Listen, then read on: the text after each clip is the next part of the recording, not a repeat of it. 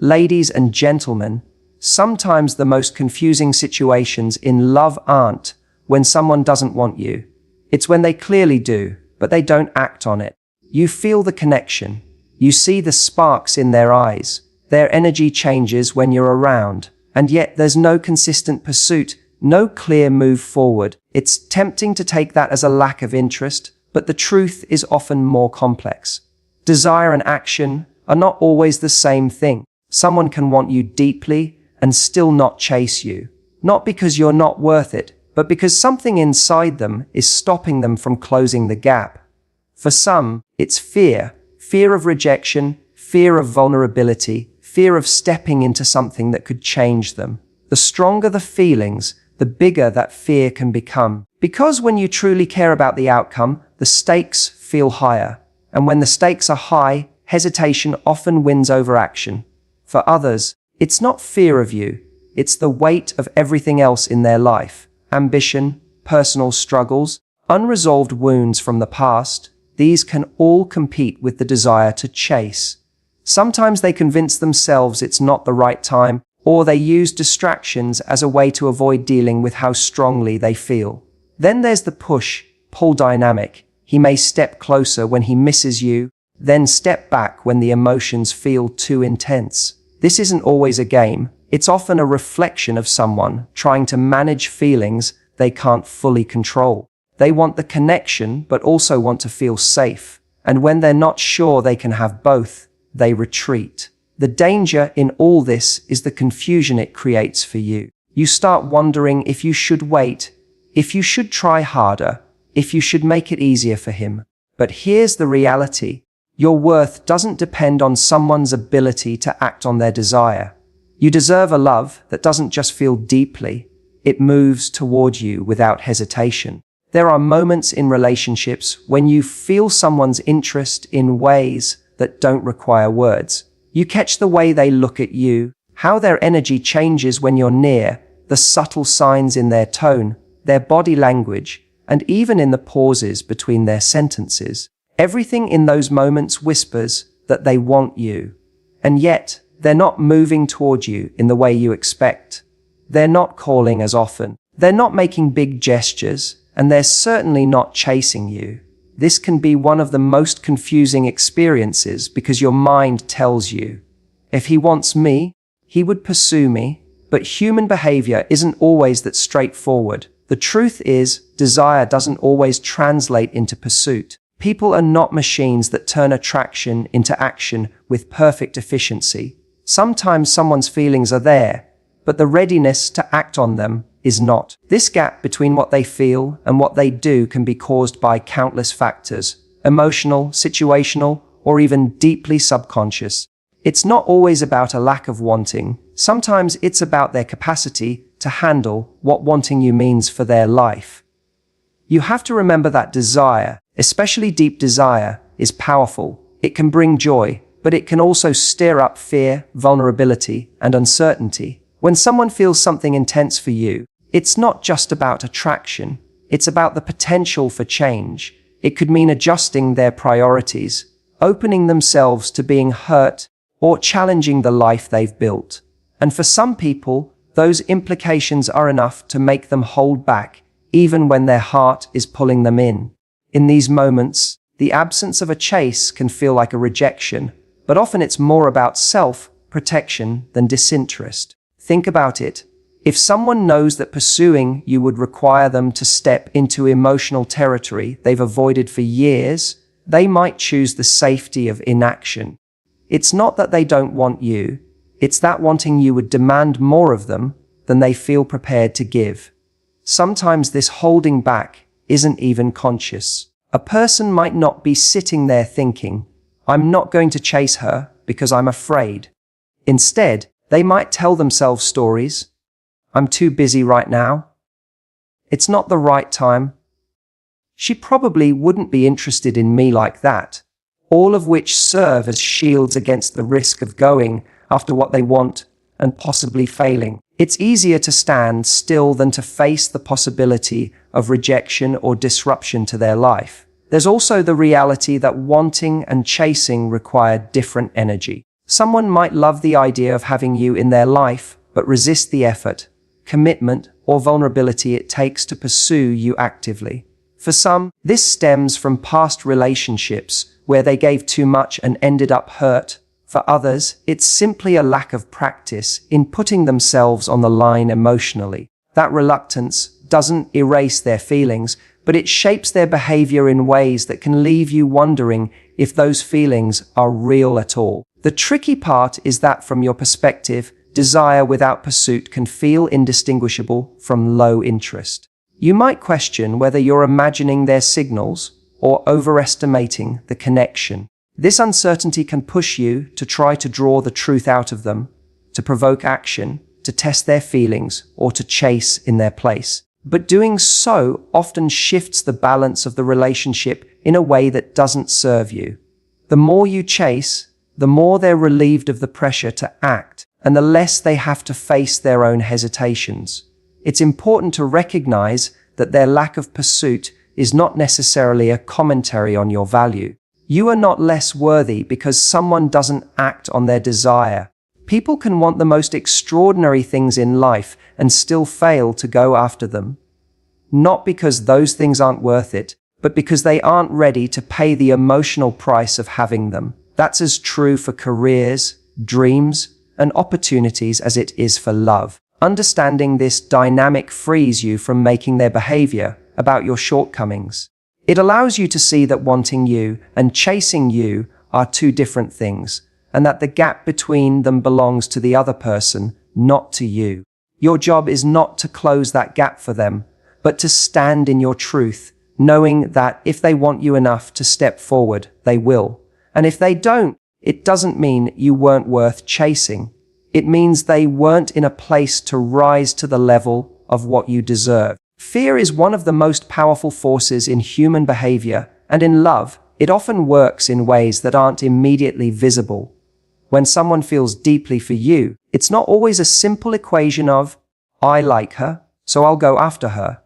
In fact, the stronger their feelings, the more likely it is that fear begins to creep in, fear of vulnerability, fear of rejection, and fear of what might happen if they fully open themselves to you. This is why some people seem so much more confident and carefree when the connection is light, but when emotions deepen, they start to pull back or hesitate.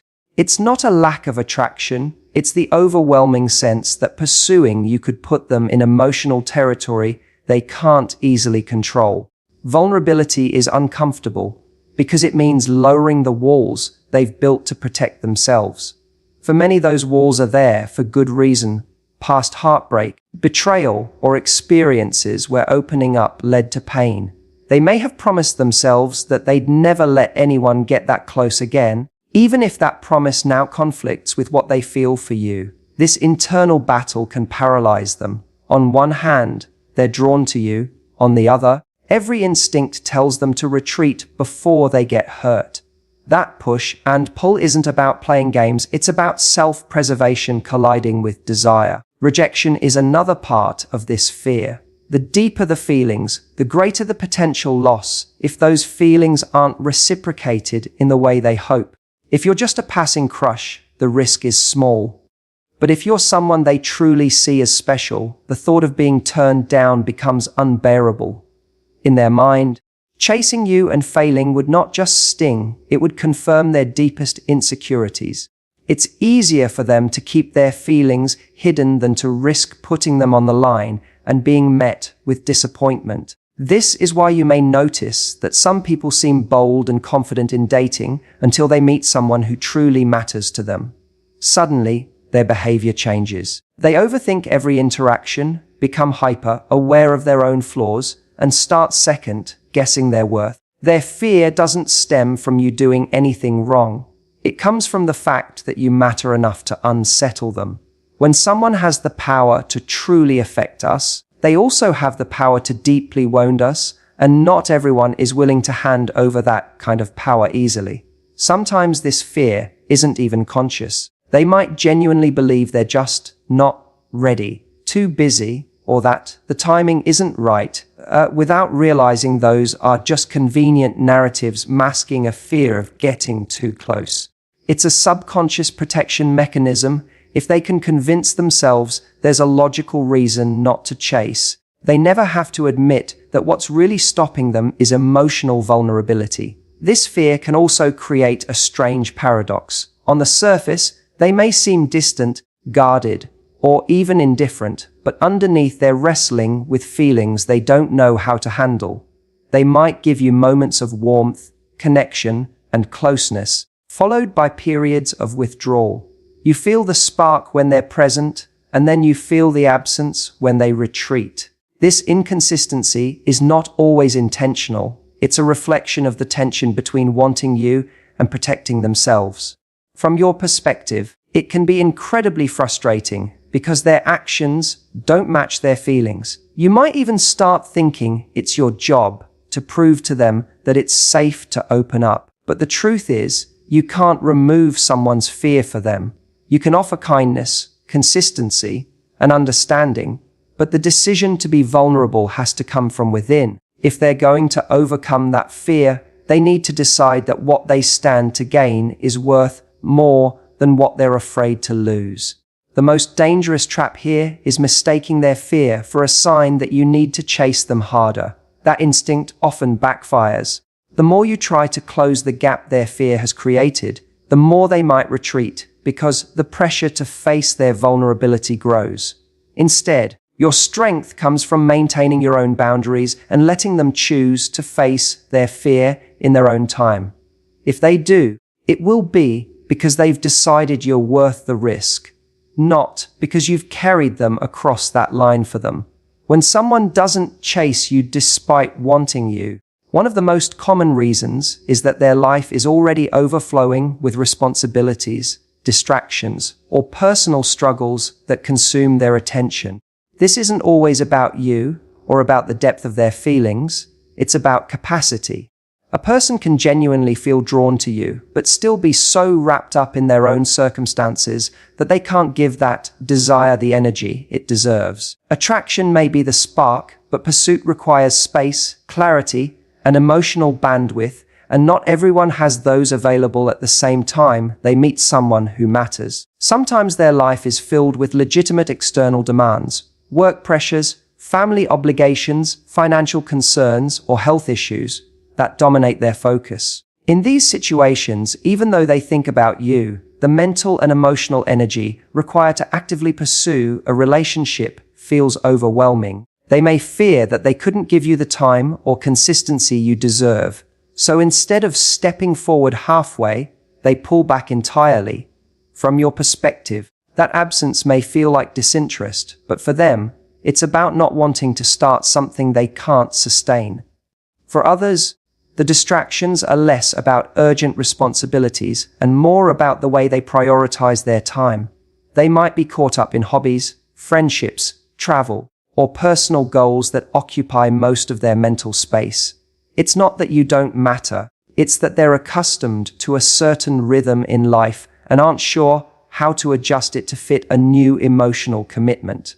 Pursuing you would require them to shift their priorities, and that's a choice they may not be ready to make, even if the desire is there. There's also the internal version of being too distracted, a state where someone is preoccupied not by external events, but by their own thoughts, doubts, and personal growth. They might be in a phase of self-discovery, trying to figure out who they are, what they want, or how to heal from past experiences. Pursuing you during that stage would mean dividing their emotional energy between you and the work they need to do on themselves, and for some, that feels like a recipe for failure. So they hold back, not because you're not worth it, but because they fear they'd show up as a lesser version of themselves. This can be even more complex when the distractions are emotional wounds they haven't yet addressed. Someone who's still processing a breakup, grieving a loss, or carrying unresolved trauma might find that their heart isn't ready to fully open. In their mind, chasing you while still dealing with those internal battles could be unfair to you because they wouldn't be able to offer the stability or depth you deserve. And so, they choose distance, not as a rejection of you, but as a way to avoid creating a connection they feel they can't nurture properly. The frustrating part for you is that from the outside, distractions can look like excuses. You might think, if they truly wanted me, they'd find the time, because you know that when you care about something, you make space for it. And while that's often true, it doesn't account for the reality that people have different capacities, comfort levels, and ways of managing their lives. What feels like a manageable stretch for you might feel like a breaking point for them. It's also worth remembering that distractions and busyness can sometimes serve as a shield. By staying consumed with work, routines, or other priorities, they avoid facing the vulnerability and uncertainty that come with pursuing someone deeply. In this way, their distractions become a form of emotional protection. They tell themselves they're too busy, when the truth is, they're hesitant to step into a space where their feelings could lead to real change or risk. In all of this, the key is understanding that their lack of pursuit isn't necessarily a reflection of your worth, but rather of where they are in their life and what they can realistically give. The challenge is not to interpret their inability to act as evidence that you're not desirable or important, but to recognize that timing, readiness, and capacity all play a role in whether desire turns into action. Someone can want you and still not be able, or willing, to rearrange their world to make that pursuit happen. And while that truth can be difficult to accept, it's also freeing because it reminds you that their behavior is about their circumstances, not about your value. Sometimes, the reason someone doesn't chase you, even when they want you, comes down to their core personality and the way they naturally approach relationships. Not everyone expresses attraction with grand gestures, constant pursuit, or verbal declarations. For some, their style of connection is more subtle, cautious, and reserved. They might be the kind of person who prefers to let things unfold slowly, allowing the bond to build naturally rather than forcing it forward with overt pursuit. This isn't necessarily about fear or lack of interest. It's about the way they've learned to move in the world. Personality plays a huge role in how people handle emotional intimacy. Introverted or highly observant individuals often watch and wait before making a move. They like to assess a situation, gather information, and make sure their feelings are safe to act on. They may enjoy your company deeply, but won't rush into anything, not because they don't feel the pull, but because their natural rhythm is slower. This can be especially true if they value stability over intensity. They'd rather develop a quiet, steady connection than risk burning bright and fast only to fizzle out. Some people also have a fundamentally non-competitive or non-chasing nature. They're not the type to engage in pursuit as a display of desire because, in their mind, relationships are built on mutual energy and interest. If they sense you're not making equal moves toward them, they might choose to stay still rather than chase. It's not a game. They simply operate on the belief that connections should feel balanced from the start, and chasing too hard would disrupt that balance. Upbringing and past experiences can also shape this personality style. Someone who grew up in an environment where emotional restraint was valued may have learned that too much enthusiasm or intensity can scare people off. As a result, they've trained themselves to hold back even when their feelings are strong. Others may have had experiences where chasing someone led to rejection or embarrassment, so they've adopted a more subtle approach as a way to avoid repeating that discomfort. Over time, this becomes their default mode, quiet interest instead of visible pursuit. In some cases, this reserved approach comes with a strong preference for reciprocity.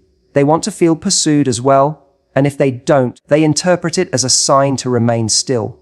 For them, the ideal relationship begins with a dance of mutual steps forward, not one person doing all the running. This can create a stalemate where you both like each other, but neither is making bold moves because each is waiting for the other to signal safety and certainty. It's important to note that this personality-driven hesitation isn't always a negative trait. In fact, it can lead to relationships that are more intentional and grounded because they aren't based on adrenaline-fueled pursuit. The drawback, however, is that if you're someone who thrives on clear demonstrations of interest, their quiet approach can feel like indifference. You may question their intentions or assume they don't care, when in reality, they're simply operating from a different relational language. This is why misunderstandings are common in these situations. You might think, if they wanted me, they'd chase me, but they're thinking, if she wants me, she'll meet me halfway. Neither of you is necessarily wrong, it's just a difference in style. Unfortunately, if neither side adapts, the connection can stall, leaving both people wondering what might have been. For some, their personality also leans towards self-reliance and independence, which means they don't feel an urgency to lock down a relationship, even if they're interested. They're comfortable in their own world and see a romantic connection as something to enhance their life, not complete it. This can make them seem more detached than they actually are. They might be deeply drawn to you, but also perfectly capable of continuing without you if things don't progress naturally. That quiet confidence can be attractive, but it can also make you feel like you have to guess at their level of interest. Ultimately, when personality is the driver behind a lack of pursuit, it's not about mixed signals or emotional games, it's about compatibility. If you're someone who needs verbal affirmation and active pursuit, you may feel undernourished by a more reserved style. If you can appreciate subtle gestures and slower growth, you may find that their quiet approach leads to a deeper and more lasting connection. The key is understanding that their way of showing interest may not match your expectations, but that doesn't mean the interest isn't there. In many cases, when someone wants you but doesn't chase you, it's because they believe you're out of their league or too far beyond their reach. This feeling of inadequacy or intimidation can paralyze them. Even if the attraction is strong, they might see you as someone with higher status, more confidence, more options, or qualities they deeply admire but don't believe they can match. Instead of seeing the connection as an even playing field, they see a gap, one they don't think they can close. And so they hold back rather than risk rejection. This belief often has little to do with reality and much more to do with their own self-perception. People carry quiet insecurities that shape how they approach relationships. If someone is dealing with doubts about their career, financial stability, physical appearance, social skills, or emotional readiness, they might assume that you wouldn't truly be interested in them long term. Even if you've shown signs of attraction, their inner voice may still say, "She's just being nice," or "She would never choose me over someone else she could have." That self-doubt becomes a mental barrier that keeps them from stepping forward. Sometimes the intimidation comes from the way you carry yourself. If you have a strong presence, confidence, or a life that's full and independent, they may fear they have nothing to offer you that you can't already give yourself. They might respect and admire you so much that they convince themselves you deserve someone better than them. Ironically, the very qualities that make you attractive to them can be the same ones that make them hesitant to approach. Past experiences also play a huge role here. If they've faced rejection from people they perceived as similar to you, someone attractive, successful, or confident, they may carry that memory into this situation.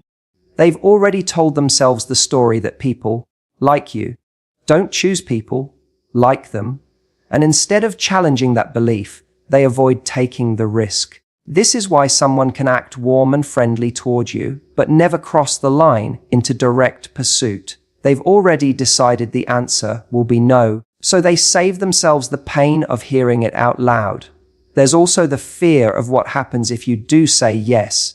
If they hold you on a pedestal, being with you feels like a dream, and dreams are fragile.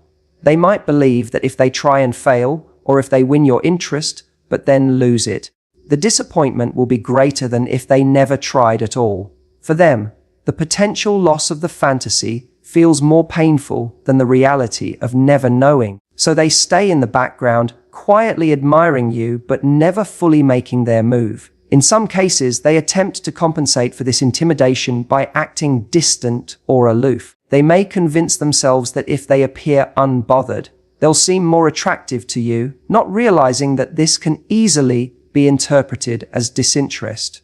Other times, They simply withdraw entirely, staying on the edges of your life, because being close while feeling inadequate is too uncomfortable. From your perspective, this can be incredibly confusing. You may see signs that they enjoy your presence, that they light up around you, or that they subtly try to stay connected. But without any clear pursuit, it's easy to assume they're not interested. The truth is, they are interested, but their own fear of not being enough is louder than their desire to take the risk. This kind of hesitation is often rooted in a scarcity mindset. They may believe that love is something rare that has to be earned by being impressive enough, rather than something built through shared moments and genuine connection. As long as they see you as someone to be won over instead of someone to be partnered with, they'll keep themselves on the sidelines, assuming they haven't qualified yet. When someone feels you're out of their league, the battle they're fighting isn't about whether they want you. They already do. The real struggle is about whether they believe they're allowed to want you, whether they see themselves as worthy of you, and whether they can face the possibility of rejection head on. Until they can resolve that within themselves, their attraction will remain a quiet, unspoken truth, hidden beneath the surface of polite smiles and missed chances. When someone wants you but doesn't chase you, it can also be because they have other priorities or responsibilities consuming their time, energy, and focus. This doesn't necessarily mean they care any less or that you're not important to them. It simply means their life is currently demanding their attention in ways that leave little room for active pursuit. People often underestimate how much life circumstances can influence romantic behavior. Someone might be deeply interested in you, but simultaneously navigating career pressure, financial challenges, health concerns, family obligations, or personal growth work. In those moments, the bandwidth for emotional pursuit can shrink dramatically. For some, this is a matter of survival and stability. They might be in the middle of a career change, trying to meet a critical deadline, or working toward a big goal that requires their full concentration. In their mind, starting or deepening a romantic relationship while juggling these responsibilities might feel overwhelming. They may fear that they won't be able to give you the time, presence, and attention you deserve, and instead of starting something they can't fully nurture, they choose to step back. In other cases, the priority could be personal healing. Someone who has recently gone through a breakup, loss, or period of burnout might recognize that they're not emotionally ready to chase anyone, even if their attraction is strong. They may want to be with you, but feel they need to stabilize themselves first before bringing someone else into their emotional world. It's not that the feelings aren't there, it's that they want to come to you whole, rather than half present and distracted. There's also the reality that some people are simply in seasons of their life where love isn't the central focus. This can be frustrating when you're hoping for a more proactive approach from them, but for them, it's about alignment. They could see a future with you, but believe that the timing isn't right, and so they hold back rather than chasing something they fear might fizzle out due to external pressures.